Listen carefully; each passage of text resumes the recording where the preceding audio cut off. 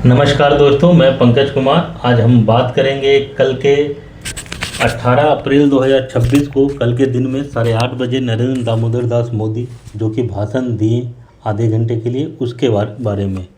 जैसा कि मैंने पहले भी बताया था कि महिला आरक्षण बिल जो लोकसभा में फेल हो गया, पास नहीं हो पाया, संख्या बल जो थी वह ज़्यादा पक्ष में नहीं रही, जिसके कारण से वह बिल फेल हो गया। और उस बिल में प्रमुख रूप से मान्यता ये थी कि अगर यह बिल पास होता है तो महिलाओं को 33% रिजर्वेशन लोकसभा और राज्य विधानसभा में उन्हें आरक्षण मिलेगा, छूट मिलेगा। यानी कि हर 3 सीट में से एक सीट जो रहेगी वो महिला के लिए आरक्षित रहेगी, जिसका उद्देश्य महिला सशक्तिकरण को बढ़ाना था। लेकिन वह फेल हुआ, जिस कारण से कल के दिन में 18 अप्रैल को 8:30 बजे नरेंद्र मोदी जी लाइव टीवी पर आ करके पूरे देश को संबोधन किए। हम जो बात करेंगे इसी के विषय में बात करेंगे। तो सबसे पहले उन्होंने जो यह बिल फेल हो गया उसके बारे में थोड़े गंभीर और भावुक भी थे। उन्होंने सिंपली रूप से यह कहा कि यह सिर्फ एक बिल नहीं था, यह करोड़ों महिलाओं का एक अधिकार से जुड़ा हुआ मुद्दा था, उनकी शक्तिकरण से जुड़ा हुआ एक मुद्दा था, उनके सपनों से जुड़ा हुआ मुद्दा था। और यह बिल पास नहीं होने के कारण हर करोड़ों महिलाओं के ये सारे सपनों, सारे अधिकारों की हार हुई है। और इसके लिए मोदी जी ने सार्वजनिक रूप से लाइव टीवी पे जितनी ही माताएं बहनों थी उनसे सार्वजनिक रूप से माफ़ी भी मांगी है। उन्होंने यह भी बताने की कोशिश की कि सरकार काफ़ी कमिटेड थी इस बिल को पास करने के लिए, लेकिन ऐसा नहीं हो पाया। जो उनके समर्थन में ज़्यादा वोट नहीं मिल पाए जितना वोट चाहिए था। और विपक्ष के ऊपर उन्होंने इसका ठिकरा बहुत जम करके फोड़ा। विपक्ष पर ठिकरा की अगर बात करें तो कल के बिल के बारे में ही नहीं बल्कि 12 साल में जो कांग्रेस और विपक्षी दल जो थे, जहाँ जहाँ उन्होंने रोका टोका है, यानी कि 370 को कह लीजिए या फिर राम मंदिर को कह लीजिए, जो बिल पे इन्होंने अड़चनें लगाई थी वो, या जो काम पे इन्होंने अड़चनें लगाई थी, वो सारा कल के दिन में उन्होंने संक्षेप में दोहराया और माफ़ी भी मांगी। उनका कहना था कि हम कमिटेड थे लेकिन यह नहीं कर पाए, इसके लिए माफ़ी चाहेंगे।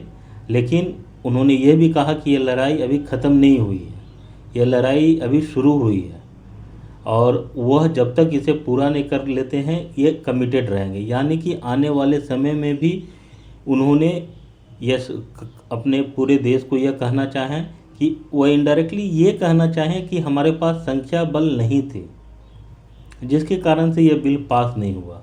अगर संख्या बल होती तो यह बिल पास होता और ये 33% जो आरक्षण बिल है वो महिलाओं को मिल जाता।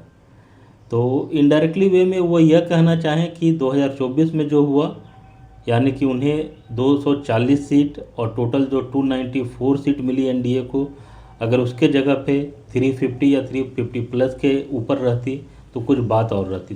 तो उनका कहना था कि चलिए कोई बात नहीं, हम लड़ाई जारी रखेंगे। उन्हें उम्मीद है कि फिर से उन्हें संख्या बल वो मिलेगा ताकि इस प्रकार के जो बिल हो वो आराम से पास हो जाएं और हम देश को मजबूत करें। और भविष्य में ये लड़ाई भी वो चलती रहेगी। विपक्ष पर काफ़ी गरजे, काफ़ी कुछ कहा, क्योंकि उनका कहना है कि जनता सब कुछ देख रही है।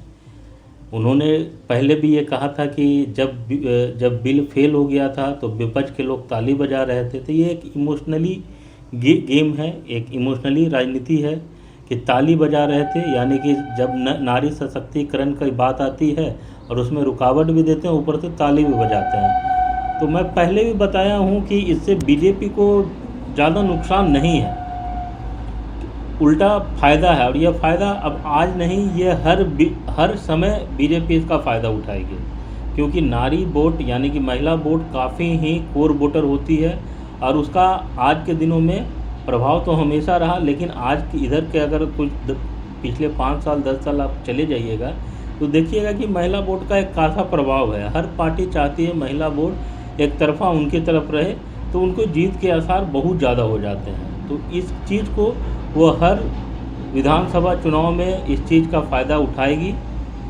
और ये बात को वो बार बार रिपीट करेगी। बार बार कांग्रेस और विपक्ष जो भी है, टीएमसी हो या जो भी है, एसपी हैं, या साउथ के जो पार्टी हैं वो बार बार नाम उठा कर करे इन्हें एक्सपोज करेगी कि यह महिला विरोधी हैं और इसका फ़ायदा बीजेपी लेगी। तो ये एक, मैं तो कहूँगा कि एक अच्छा मास्टर स्ट्रोक चला है बीजेपी ने।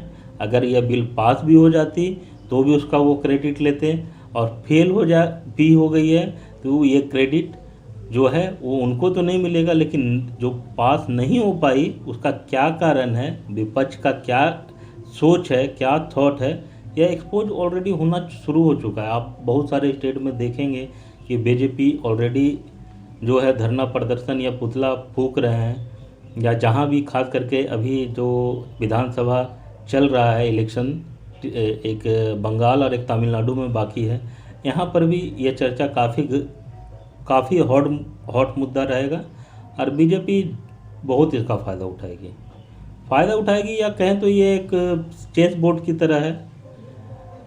यहाँ पर हर चाल कहिएगा तो सही कोई भी प्लेयर नहीं चल सकता है, या हर चाल सही चलने से उसे जीत नहीं मिलती है, बल्कि उसे कुछ चाल ऐसी भी चलनी पड़ती है जिससे सामने वाला बंदा जो है वो गलत चाल चले। तो सेम यहाँ पर भी हुआ। अगर कांग्रेस या विपक्ष अगर सपोर्ट कर देती, जहाँ तक मेरी राजनीतिक समझ है, सपोर्ट कर देती तो बीजेपी को फ़ायदा होता, लेकिन इतना फ़ायदा नहीं होता जितना यह बिल गिरने से होगा। तो बीजेपी ने बहुत अच्छा स्ट्रोक खेला है, और यह मुझे जहाँ तक अंदाज़ा है कि यह 2029 से पहले भी एक बार यह बिल फिर बीजेपी लाएगी, अगर सब कुछ सही रहता है। और उस समय भी फिर से विपक्ष के पास एक धर्म संकट रहेगा कि क्या करें। अगर उस समय भी अगर लाती है तो मैं एक अनुमान कह रहा हूँ, ऐसा मैं नहीं कह रहा हूँ बिल्कुल कि वो लाएगी ही। अगर वो लाती है तो विपक्ष फिर वहाँ फंसेंगे कि इसे सपोर्ट करें या नहीं करें। अगर सपोर्ट करते हैं तो भी पंगा होगा कि पहले क्यों नहीं किया, या सपोर्ट करते हैं तो भी बीजेपी को फ़ायदा होगा, वो भी इलेक्शन के टाइम में, और नहीं करते हैं तो फिर से स्वाहा हो जाएगा। तो बीजेपी सही बात है एक पार्टी ही नहीं है, एक ऑर्गेनाइजेशन की तरह काम करती है, कब क्या करना है, क्या चलना है। नहीं तो फिर आप ये भी सोच सकते हैं कि एकाएक 3 दिन की ये जो है सभा बुलाना, लोकसभा बुलाना जो भी है, और उसमें से फिर ये बिल लाने की क्या ज़रूरत है। कुछ दिन बाद भी हो सकता था या कुछ दिन पहले भी हो सकता था, इसी टाइम क्यों हुआ। तो इस जो चेस चल रहा है उसके ग्रैंड मास्टर हैं मोदी और अमित शाह, और इसका वो फ़ायदा काफ़ी लेंगे, और इन्हें मिलना भी चाहिए। कहने का मतलब है कि ये तो राजनीति है, यहाँ तो कोई भी जो भी आया है राजनीति करने ही आया है। तो देखिए, लेकिन हाँ, अगर यह बिल भविष्य में अगर कोई पास होता है तो मुझे भी जहाँ तक अंदाज़ा है कि बीजेपी ही कर सकती है, क्योंकि संख्या बल जाइए, और आज के डेट में संख्या बल अगर बीजेपी के पास नहीं है तो किसी भी पार्टी के पास नहीं होगी। Thank you.